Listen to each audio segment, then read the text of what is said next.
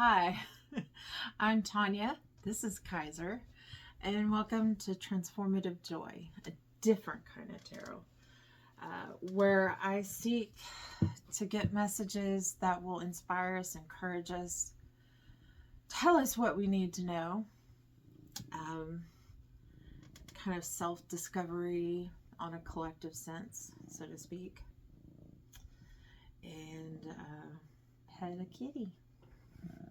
All right, so let's see here. This is my favorite oracle deck. It is the Psychic Tarot Oracle deck. I talk about it. I feel like I talk about it all the time. I don't, but yeah, baby, I do love you. He is a very sweet lover boy. Yes, he is. He is so regal, which is why we named him Kaiser, because he's just got this regalness to him, even when he scratches his ear.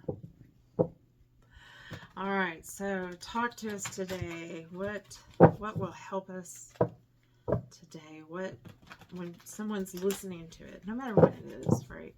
These are not predictions of the future. What do we need to know? Okay. All right. I feel like this card just came up this week. Not a bad thing. It just means it's important.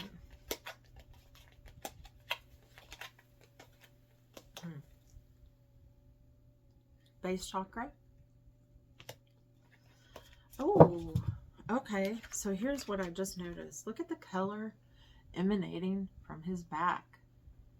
I think that base chakra is just kind of like confirming that message of having a firm foundation. But let's move on. Let's see. Deception and envy. Spiritual union. Awesome. So let's see what can you tell us about deception and envy?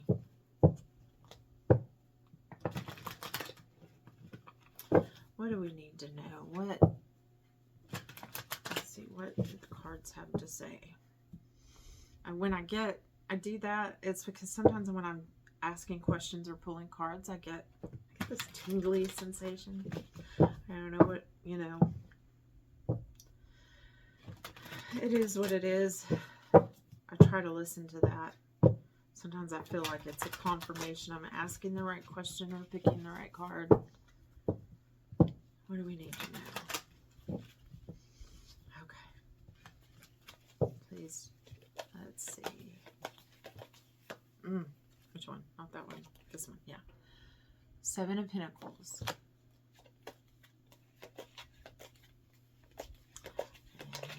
And Seven of Pentacles. Let's see. Six of Cups. Oh, okay. I see what's going on there. Okay. I'm going to keep drawing cards, but what I'm getting is that this is pointing more towards, because sometimes the Seven of Cards is looking, kind of taking stock, looking back, a little bit of rest, right? And the Six of Cups is usually, did I say Seven of Cups? Seven of Pentacles.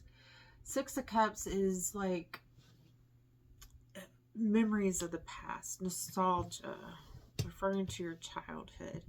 But here, together, especially with the firm foundations, I feel like this is talking about the foundations that we have, the emotional foundations, the foundations of our psyche and our self-esteem, right?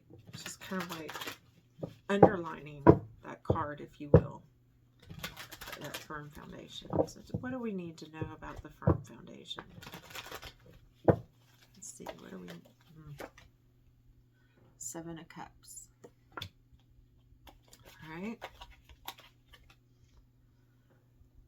King of Pentacles. Or Queen, excuse me. Queen of Pentacles.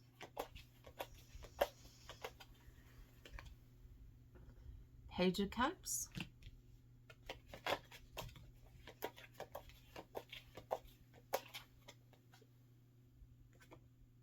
Knight of Swords.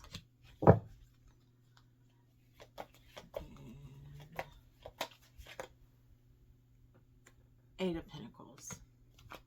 Okay. So, with the firm foundations, there, that message of having, kind of looking back on what you've already developed in yourself, what you've already accomplished. And that accomplishment doesn't have to be like material possessions or career, right? That it can be something entirely different.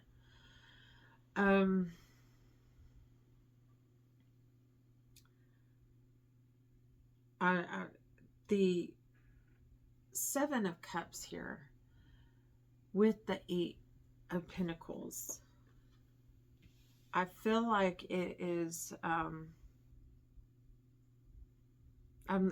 just kind of noticing the, you know, in one we're going backwards in numbers, and other we're going forwards. We have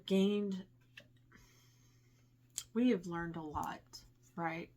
We've learned a lot these last few years. We've learned a lot about what works, what doesn't work. We've uncovered a lot of truths about ourselves, about the world.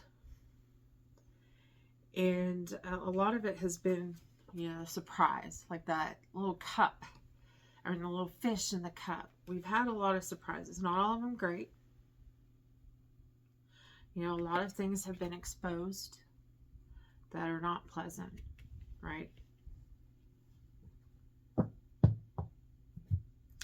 Talk to me about this Knight of Swords. What is that? The Knight of Swords. Give me some. Okay, the Devil card. Let's see. The Ace of Pentacles. And the Ten of Cups. Okay. So we're taking action. And I would venture to say that, and I can't show you the full Devil card here on YouTube. I think there's some issues with the fact that they are very, very crudely and not anatomically correctly drawn. Artwork here causes some trouble sometimes. But through everything we've learned, through the experiences, we've gained this wisdom, right? The wisdom of this Queen of Cups. And we're breaking the patterns and cycles. I couldn't help but notice how, even on different decks, if you look at that Deception and Envy card, look at what he's wearing on his head. And then kind of, I mean, I know it's not exactly the same, but in a way, that's what I kept glancing at. It almost was like the cards are saying, okay, we're connecting these dots here, right? We want you to pay attention. Here's the symbolism.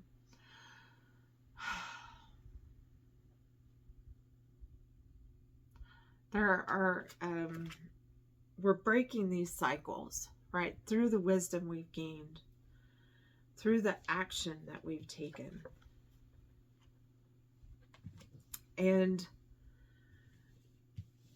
now we've got the Ten of Cups here. We got a firm foundation. If you're doing the work, and by work, I mean working on yourself. I think it was Gandhi said, be the change you want to see in the world. Well, if you want compassion and justice and equity and other values to be what actually rules our society, start with yourself. Look at what you need. Build your foundation, right? Look at where you've been. You know, look at, you know, good, bad, and ugly. Look at where you've been.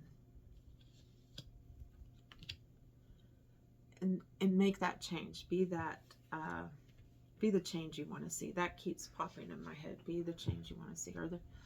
Let's see. Do I pull another deck? Yeah. Okay. Going back to the Psychic Tarot. To close it out,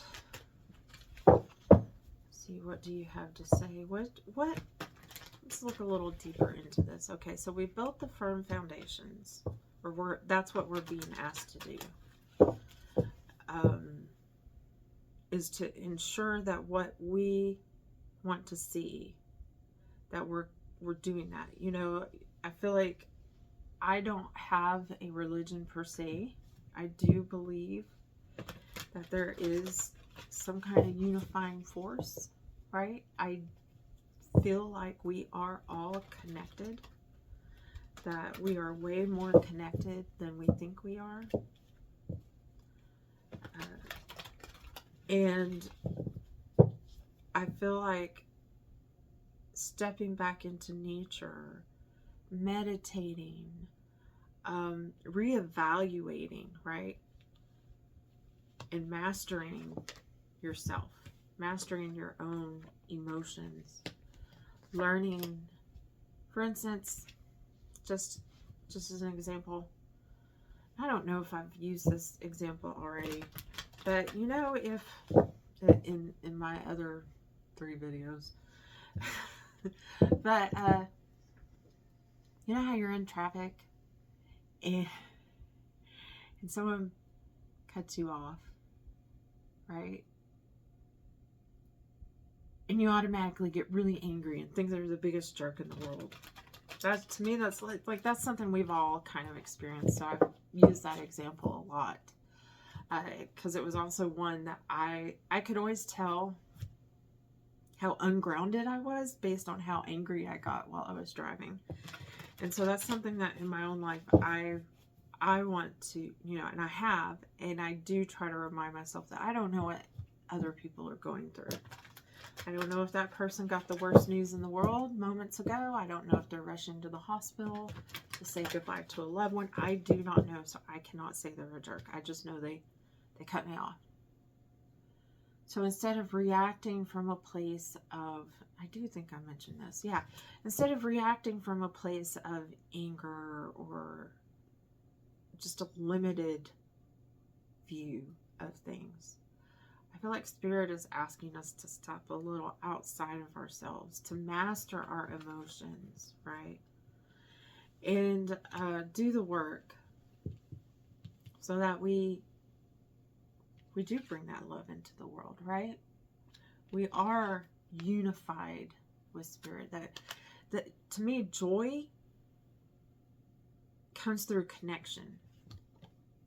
And whether we like it or not, we're connected to people we don't like. Now, you can guard yourself, put up boundaries, and I recommend all that. And if somebody's abusive in your life or, you know, is not good for your mental health. But we are still all connected in the spiritual sense. And so I think it's a good idea just to remember that you have no idea what other people are going through. Right? Right. Anything else? Anything else you'd like to say? Destiny?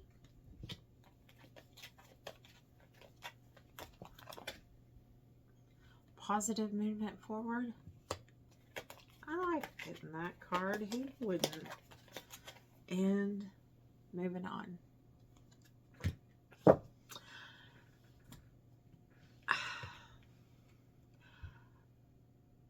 If you haven't already been doing the work and this is new to you, and by doing work, I mean the spiritual work of meditation, of seeking to respond instead of react, right? Respond is something that's more mature and wise. So if something bad happens or somebody upsets you, it is okay to be upset, right? I'm not saying that. But are you going to react and meet like fire with fire, so to speak, or are you going to respond in a measured way that will actually yield the results you want better than anything else? And I think for those of us, and I think it's saying that that's the way to go forward, right? It is. I I do happen to believe that mankind is meant to evolve.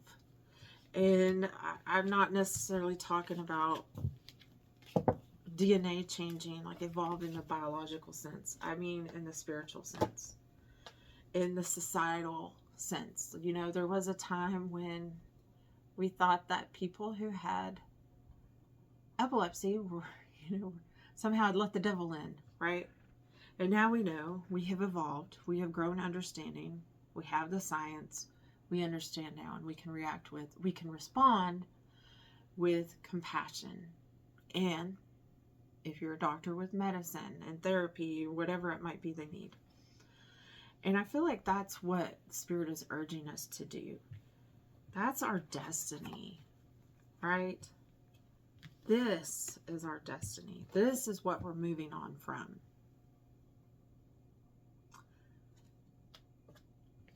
Spirit is just asking us to check our foundations first. All right. So, my suggestion for the day. It's a very simple one. Everyone can do it. You know, I would like you to take 2 to 5 minutes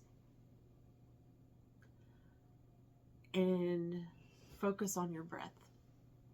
In the same way that you focused when you were walking and you kind of sensed how your muscles moved, how it felt when your feet met the floor, or if there was some other kind of movement that you did because you are unable to walk. In the same way that we focused on drinking and even listening to music, because listening to music is a sense, right? It's physical. I would like you to focus on your breath. And you don't have to do it for a long time.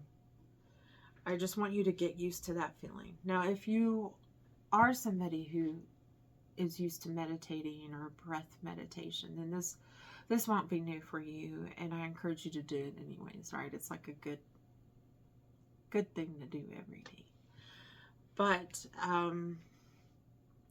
when you breathe in, focus on how it feels for the air to come in your nostrils. Focus on what rises, what muscles do you feel move, or is your stomach moving, is your chest moved, do your arms or shoulders slightly move? And when you breathe out, notice the ever so slight change in temperature of what it feels like coming out versus the air going in. It's very slight, but it's there. And just allow yourself to follow along with the inhale and the exhale. Now, even if you're only doing this for 2 to 5 minutes, you will find that your brain will want to start having conversations. It'll want to start working on your grocery checklist. It'll want to start thinking about work, about family members, about what you got to do tomorrow. That doesn't mean you're doing it wrong. That just means you're human. So once you notice, though, that as you're breathing, because this can happen even in 2 minutes time, like it depends on how wired you are and how overwhelmed you are and how human you are. But just go, oh, that's interesting. My mind did that thing that Tanya said it would. Okay. And then go back to breathing.